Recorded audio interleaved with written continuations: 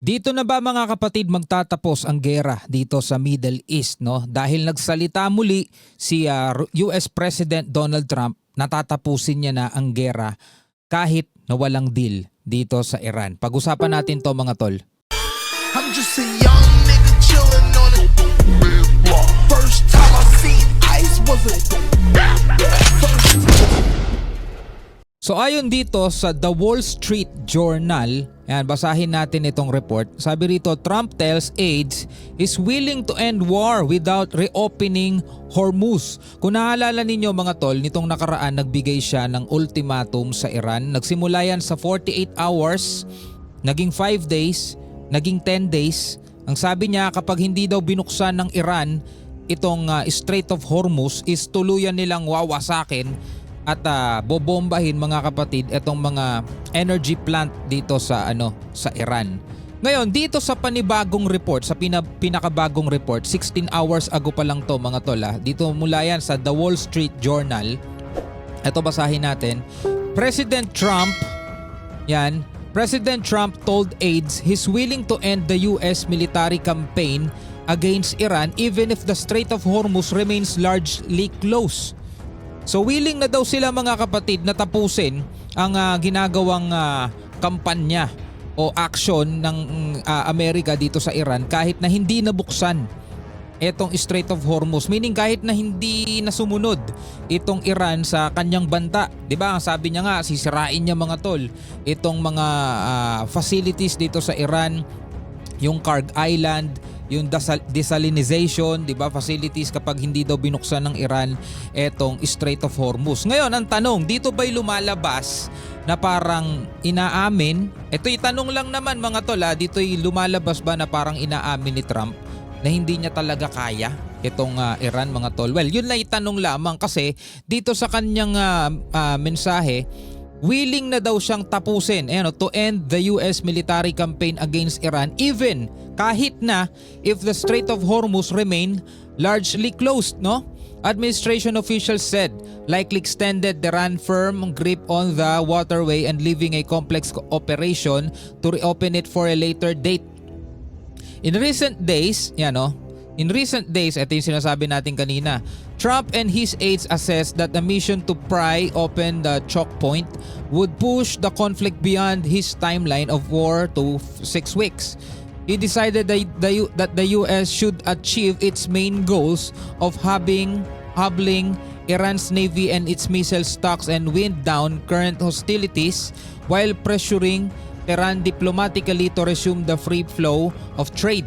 If that fails, sabi ganon, Washington would press allies in Europe and the Gulf to take the lead on reopening the strait, the officials said mga tol. Anong masasabi ninyo mga kapatid tungkol dito sa mga balitang ito? Sabi pa rito sa ibang report, Al Arabiya English, US President Donald Trump has told his aides he's willing to end the military campaign against Iran even the Strait of Hormuz remains largely closed. Yun nga yung binasa natin dito, no?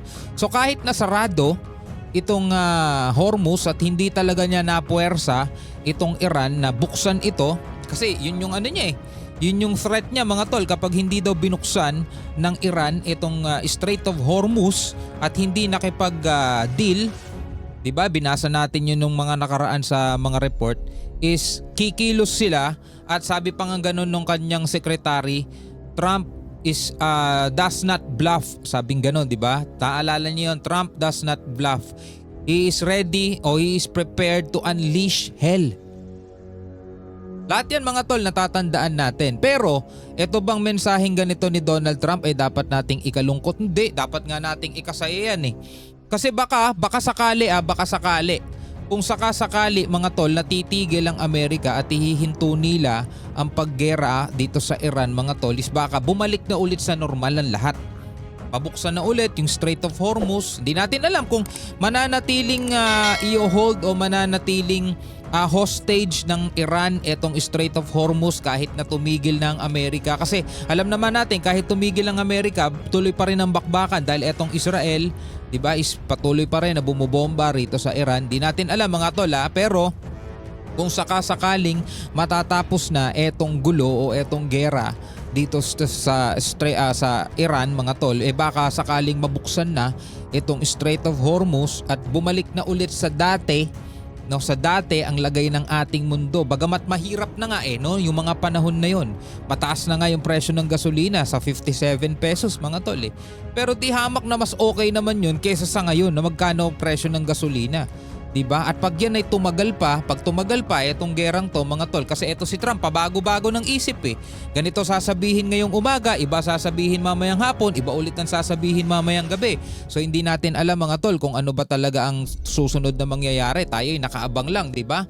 Dahil pabago-bago ang naririnig nating balita. Pero kung sakasakali talaga na mangyayari to, itong sinasabi ni Trump na he is willing to end the military campaign against Iran even if the Strait of Hormuz remains largely closed and leave a complex operation to reopen it for a later date. A Wall Street Journal has reported citing administration officials.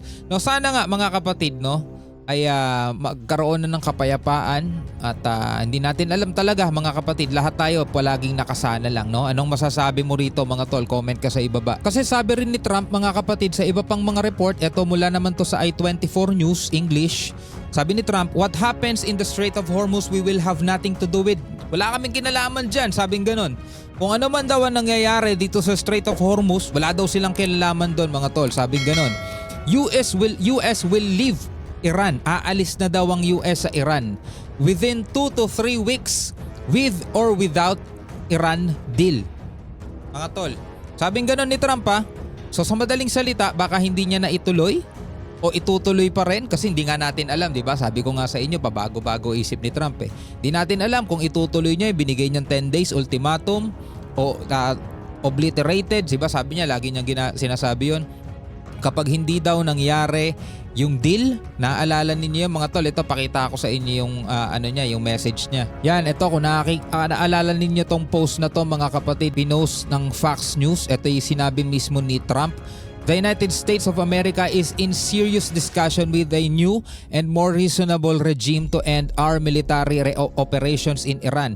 Great progress has been made, but if for any reason a deal is not shortly reached, which it probably will be, sabing ganon, and if the Hormuz Strait is not immediately open for business, we will conclude our lovely stay in Iran by blowing up and completely obliterating all of their electric generating plants, oil wells, Karg Islands, and possibly all desalinization plants. Diba? Ito yung post ni Trump nitong nakaraan lang mga kapatid. Ito yung post niya. Ngayon, iba na yung sinasabi niya ngayon dito sa isang report. Iba na yung sinasabi niya rito mga kapatid. Sabi niya, US will leave Iran within 2 to 3 weeks with or without Iran deal.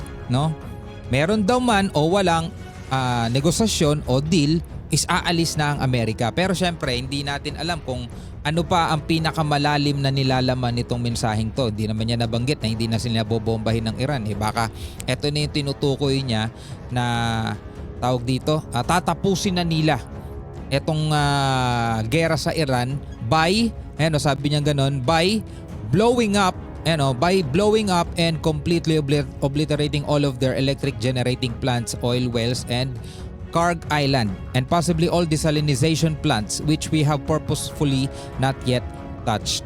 Ano ang inyong masasabi dito mga kapatid? Pwede kayo magbigay ng komentaryo sa ibaba.